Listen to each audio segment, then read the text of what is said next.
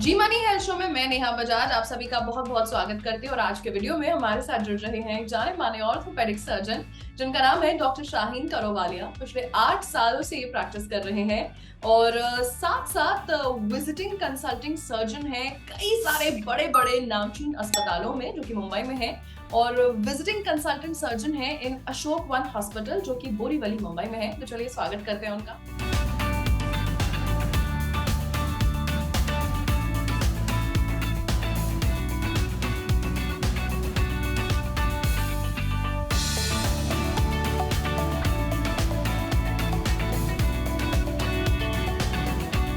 Doctor Shaheen आपका बहुत बहुत स्वागत है। Hi Neha, thank you so much for having me on the show and I'm happy to be a part of the show. Thank you. We're glad to have you as a guest. अच्छा doctor Shaheen ऐसा कहते हैं कि जब भी हमारे शरीर के जोड़ों में थोड़ी सी भी दिक्कत हो जाए तो हमारा पूरा कहते हैं ना हमारी दिनचर्या पे फर्क पड़ जाता है, हमारा पूरा रूटीन खराब हो जाता है। वो छोटे से जोड़ हमारी जान ले लेते हैं। तो आज मैं आपसे शोल्डर डिसलोकेशन के बारे में चर्चा करूंगी।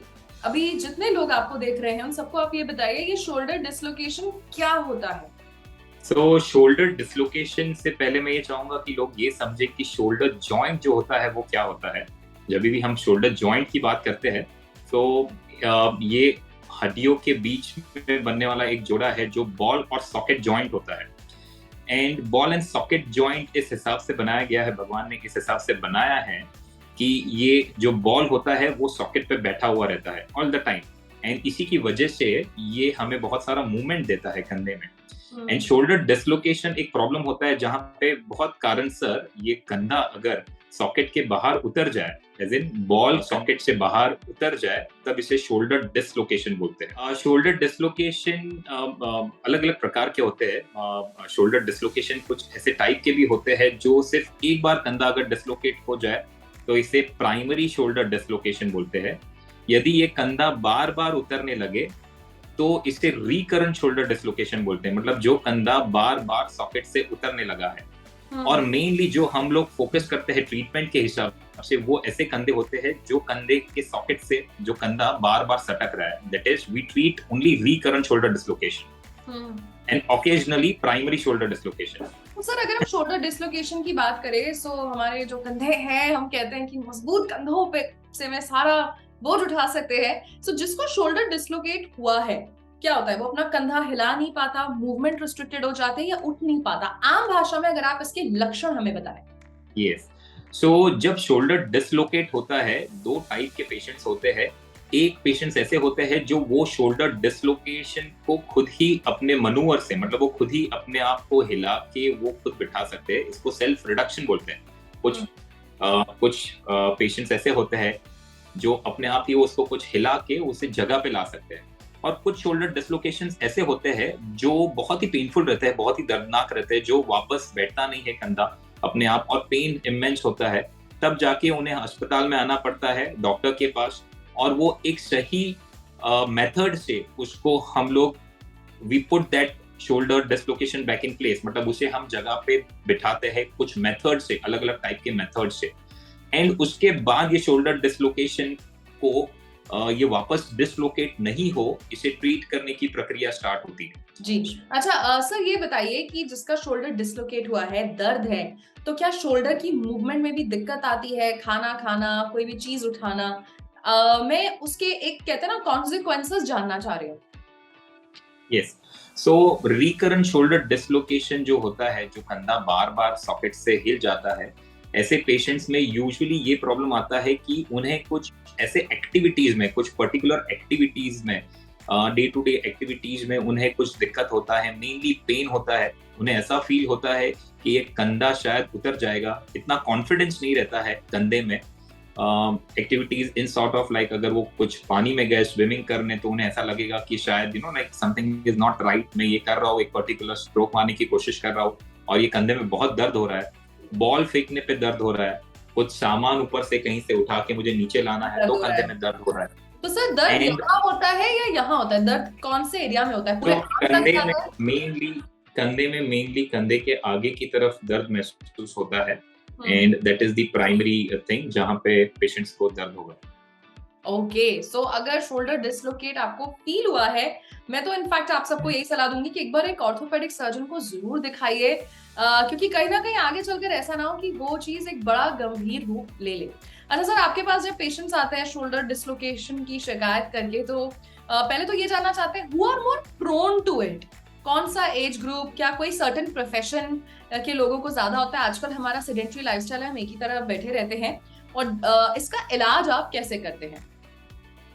तो सबसे पहले ये जानना चाहिए हमें कि मोस्टली जो रिकरेंट शोल्डर डिसलोकेशन जो प्रॉब्लम होता है कि ये कंधा जिनका सॉकेट से बाहर बाहर उतर जाता है, वो ऐसे लोग होते हैं जो यंग होते हैं एंड जो यूजुअली ऐसे टाइप में स्पोर्ट्स में इन्वॉल्व होते हैं, लाइक क्रिकेट में इन्वॉल्व है, कबड्डी में इन्वॉल्व है, any sort of sport, badminton में इन्वॉल्व है, उनका ये कंधा नॉर्मल एक्टिविटीज में भी उतर जाता है। सो यूजुअली जो प्रोन एज ग्रुप है वो यंग पर्सन्स में होता है रिकरेंट शोल्डर डिसलोकेशन।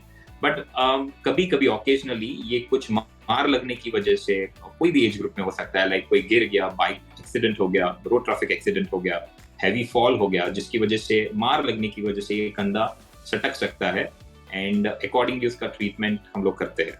अच्छा, तो सर ट्रीटमेंट में क्या होता है? क्या फिजियोथेरेपी एक अच्छा विकल्प है? आप लोग क्या कोई एक्सरसाइजेस तो बताते हैं, पेन किलर्स देते हैं? यस, सो ये जानना जरूरी है जब भी कंधा डिसलोकेट होता है, तो ये कंधा क्यों डिसलोकेट हुआ है। सबसे पहले इसका इन्वेस्टिगेशन हम लोग करते हैं। कंधा डिसलोकेट होना मतलब कोई फ्रैक्चर होना नहीं होता, बट ये जॉइंट से निकल जाता है ये कंधा। So of course x-rays and MRI scan करके हम लोग ये देखते हैं कि कंधे के अंदर लिगामेंट, जिसको लेब्रम बोलते हैं, इसमें कोई इंजरीज है या फिर कंधे के आसपास जो मांसपेशियां होती है, मसल्स होते हैं, इसमें कोई इंजरी है, एंड अकॉर्डिंगली हम लोग उसका ट्रीटमेंट करते हैं। सो यंग पेशेंट्स में यूजुअली ये लिगामेंट इंजरीज की वजह से होती है, जिसको लेब्रल टेयर बोलते हैं। ओके, एंड सर इसके इलाज में आप क्या-क्या देते हैं? आपके पास जब पेशेंट्स आते हैं, सो अमूमन क्या कुछ हफ्ते लगते हैं? आप बेड रेस्ट कहते हैं? कैसे ठीक होता है ये? सो जो पहली बार कंधा जो पेशेंट डिसलोकेटेड लेके आता है, ऑब्वियसली उसको हम लोग उसको जगह पे बिठाते हैं एंड वो बिठाने के बाद उसका एमआरआई स्कैन किया जाता है, एक्सरेज किए जाते हैं एंड देखा जाता है कि अंदर लिगामेंट इंजरीज किस हिसाब से हुई है, like what is the primary pathology, like क्या हुआ है कंधे के अंदर, एंड ये देख के उसका ट्रीटमेंट करते हैं। सो जो कंधों में लिगामेंट इंजरीज होती है यंग पेशेंट्स में, उन्हें हम दूरबीन द्वारा सर्जरी करके इसको ठीक किया जा सकता है। We do arthroscopy labral repair which is keyhole surgery, मतलब दूरबीन से एक सर्जरी करके वो जो लिगामेंट फटा है उसको हम लोग वापस रीअटैच करते हैं अलग अलग तरीकों से, छोटे स्क्रूज डाल के। एंड छोटी सी सर्जरी होती है जहाँ पे आगे की तरफ 2 स्क्रूज और 2 छोटे होल से ये सर्जरी की जाती है, एक होल पीछे रहता है, जिसको की होल सर्जरी बोलते हैं। So depending on the pathology, depending on कि ये कंधे में लिगामेंट टेयर कैसा है, उसे हम लोग ठीक करते हैं दूरबीन के द्वारा। ओके, सो आपने हमें कई सारी अच्छी-अच्छी चीजें आज बताई आज के एपिसोड में, और इसी के साथ डॉक्टर शाहीन, हम जी मनी हेल्थ शो की पूरी टीम की तरफ से आपको थैंक यू कहना चाहते हैं। आपने अपने बिजी स्केड्यूल से हमारे लिए कीमती वक्त निकाला, हम आपके शुक्रगुजार हैं। Thank you so much, Neha. Thank you for having me. Hope it helps. Definitely definitely, तो ये थे डॉक्टर शाहीन करोवालिया, जिन्होंने आज हमें शोल्डर डिसलोकेशन के बारे में बताया।